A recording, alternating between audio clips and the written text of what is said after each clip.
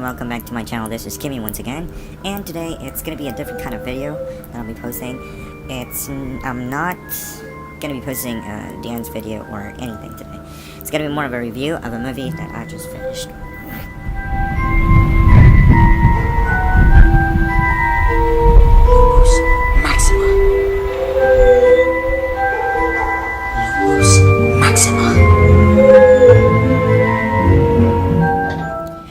So for those of you who knows me, you guys know that I am a big Harry Potter fan. So Harry Potter has been a part of me since I was 11, since I was a little kid, and I grew up watching the movies together with my sister, and then eventually I went to college.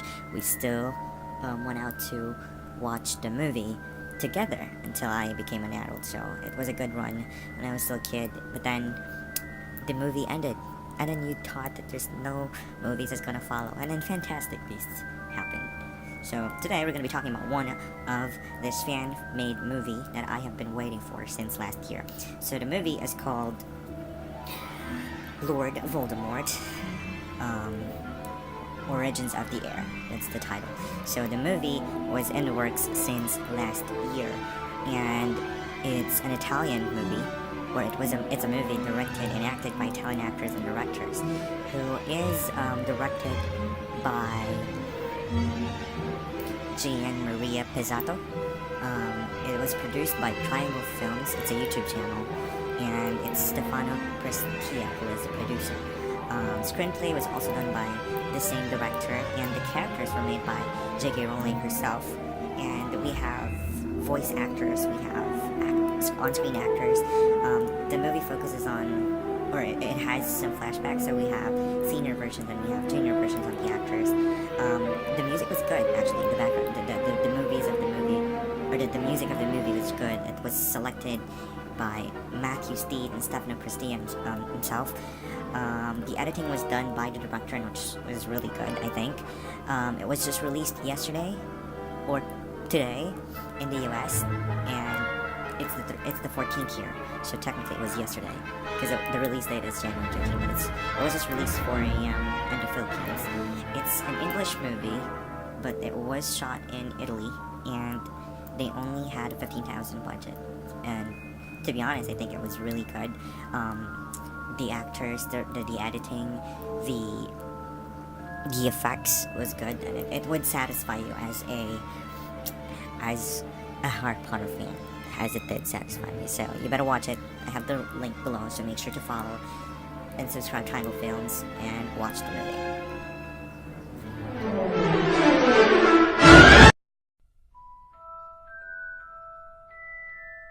Alright, so for the storyline, I think it wasn't really enough for me. Well, it's never enough if it's a Harry Potter movie. You would really want more, but I think it wasn't. I think they could have done a lot more, or they could have done better in the storyline. I mean, the movie started with the main protagonist being introduced, which is a heroine. Her name is Grisha McLaggen. She is the heir of Gryffindor. She's a second level Auror, or a level 2 Auror or something, who is trying to break in the Soviet or headquarters or something. So it was later on discovered that she's trying to break in to retrieve Tom Riddle's diary, which is a Horcrux, as we would know later on. And then she was captured. She was outnumbered by the Soviet Auror, so she was captured and she was interrogated by General Makarov, who is the general Auror in the Soviet region. So yeah, it started with the investigation, or the interrogation about why she's there and why she was trying to, or what she was trying to steal. Since she won't crack, they used Veritaserum, and it was weird because instead of them letting her drink it, it was actually injected to her system, it was injected to her system through IV. Later on, she started to discuss, or she started to answer questions from General Makarov, and then she started to talk about why she's there, what she's trying to get, and then a flashback happened. So this is where you'll see how Tom Riddle rose to power and eventually became Lord Voldemort. It started when they were in their second year in Hogwarts, and then you'll first see the junior Tom Riddle and the junior version of Grisha McLaggen, which was really pretty. She was really pretty, and she was played by Aurora Moroni. She was really pretty, and then it started with a discussion that they have in the room of requirement. It was just Grisha, the Gryffindor heir, and then we'd have Lazarus Smith, who is the heir of Hufflepuff, and then you'd have Wiglaf Sigurd's son, Wiglaf. He is the heir of Ravenclaw. So they were talking about, there was a duel between the two guys, and then Grisha was just watching, and then Lazarus started to blabber something about Grisha marrying him if he beats Wiglaf in the future, or something like that. And then throughout that flashback, you would already know that Grisha is in love with Lord Voldemort, or with Tom Riddle. She was already in love with Tom Riddle by then, and then you would then see Tom Riddle in the movie. A flashback or a scene would be shown where he is going to be introduced as, of course, the antagonist of the entire movie. So when Tom was introduced, he was introduced by Grisha as someone who was taken over by a shadow. They were having a duel. It was Lazarus and Tom, which ended up backfiring to Lazarus, and then Wiglaf stepping in to finish the duel, something like that. So it was like a group fight that they were having that didn't really end so well. It was cut short though, and then they moved on to the next story, which is them talking, Grisha and General Makarov talking about the murder of Hepzibah Smith, who is the direct descendant of Helga Hufflepuff. So there, you will learn that they were talking about how Tom was one of the greatest students Hogwarts have ever had, and then that he tried to apply for the teacher post in Hogwarts as a Defense Against the Dark Arts teacher on his 7th year, and was eventually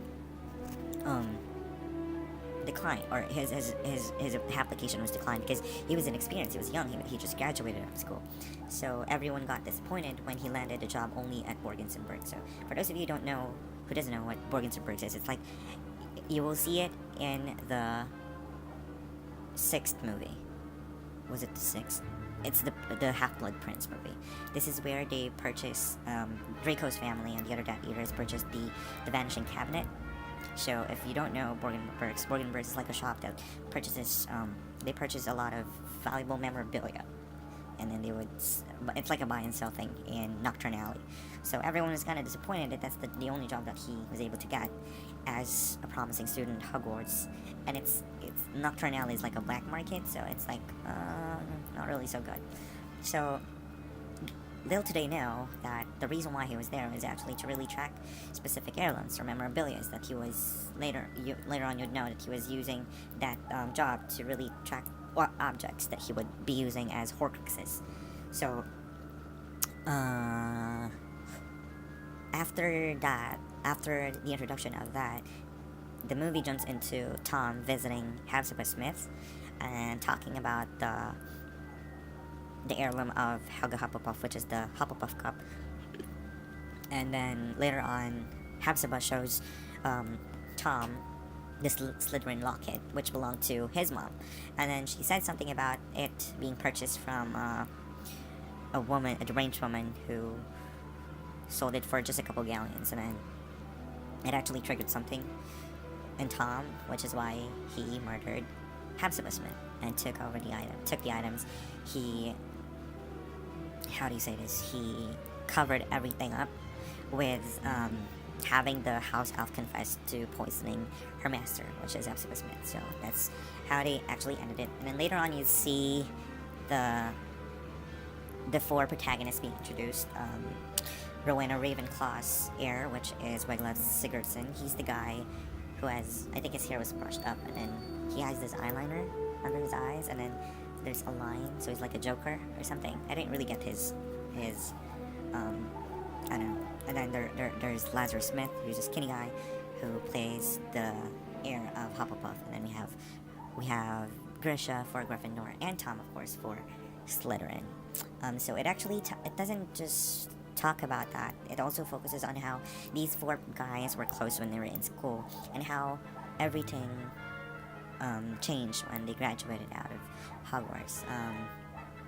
It'll also tell you what the Horcrux is about. I mean, it was already mentioned in the Deathly Hallows movies, but they also talk about it there during the interrogation and whatnot. Pretty much that's everything. It's also just talks about how Gellert Grindelwald failed with his world domination attempt as a Dark Wizard, and that just right after his demise, another Dark Wizard is uprising, something like that. That was just really the story. And if you were a Harry Potter fan, you would really want more, or maybe you would really want more action from the movie. I mean, if I was given permission by Warner Brothers and J.K. Rowling herself to create a movie, I would play the movie differently. I mean, there are a lot of fanfiction movies written out there, or fanfiction stories written out there that you would want to check into. But I think it was good. It was good of a prequel. It doesn't focuses on the big trio like we used to. It's a different story. It's a different character. It's unusual because it focuses on the antagonist of the franchise and not the main protagonist, which is Harry Potter. And he wasn't even born in this movie yet. So I think that was that was a good part.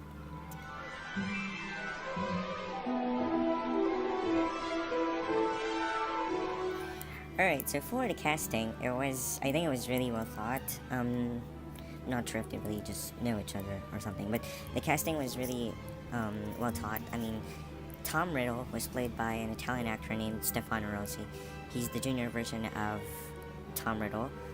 He would give you the typical Slytherin vibe that you need. So it's kind of like, I'm sure you guys have seen Chamber of Secrets, where you would see Tom Riddle as a young student in Hogwarts, and you would get that from Stefano Rossi, and he would also be the same once you get to meet the Lord Voldemort, which is the senior version of Tom Riddle there, who is played by who was played by Davide Elena. Since they were Italian, they need to have voice revoicing and voiceover. He was voiced by Mitchell Thornton, who was really good. The dialogue that they had with Wiglaf and Stefano, and Tom in the Room of Requirement, you would really get that Lord Voldemort vibe from him, and I think it's a good job for him.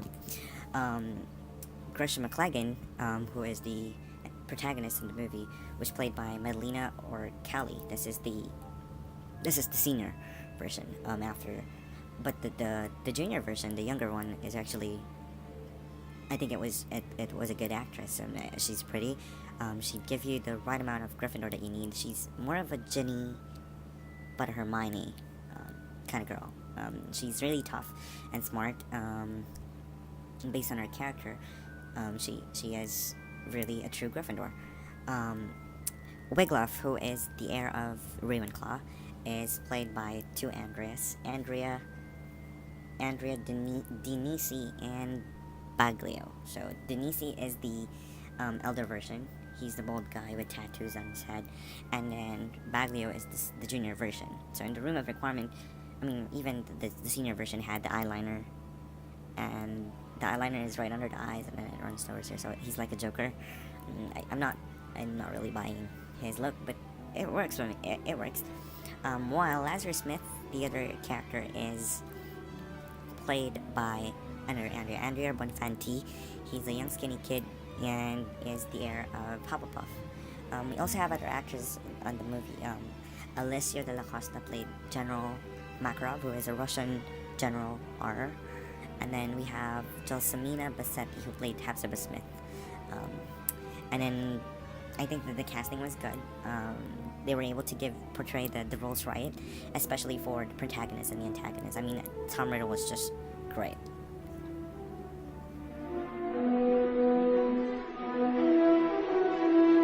Alright, for the cinematography and editing, I think it's really good. The editing was just the right amount of effects, which was a really good job done by Stefano Prestia. Oh no, the editing was done by Gianmaria Pizzato, who is the director, and it was just the right amount of Harry Potter that you would need. And the cinematography was by Michelle Perrin, yes. And it was okay. It was really good. I mean, the scenes were nice, the transitions was smooth, and I think it was a good job. I think they could have just done a little bit better with the storyline. The acting was good. I think the actors did a good job. The effects was fine. Overall, I think it was just an enough movie. It was for a good 50 and some minutes, so I think that was already a good taste of the wizarding world. I'm hoping that they would make more movies for us, and that since they were given a go signal by Warner Brothers, I think I wish they'd made another version. But yeah, I think overall it was okay. I would give it a 7 out of 10.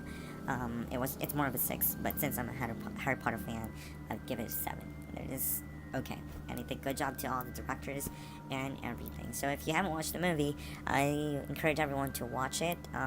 The link is down below, and leave your comments and suggestions for the movie, and maybe they would read it or what.